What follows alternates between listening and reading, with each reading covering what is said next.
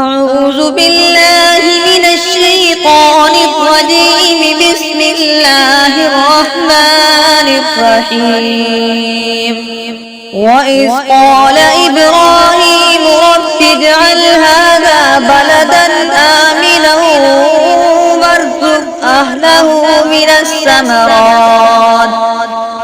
الثمرات من آمن منهم بالله واليوم الآخر قال ومن كفر فأمتعه قليلا ثم أضطره إلى عذاب النار وبئس المصير.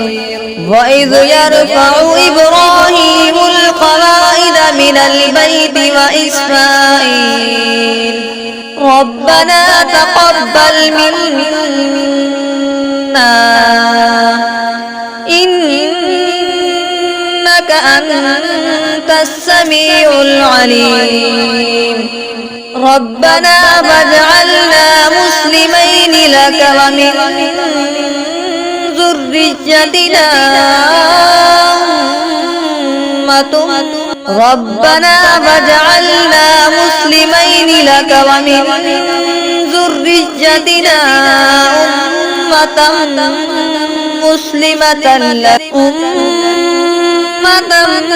مسلمة لك وأرنا مناسكنا وتب علينا إنك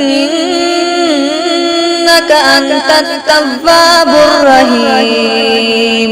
ربنا وابعث فيهم رسولا منهم يتلو عليهم آياتك ويعلمهم الكتاب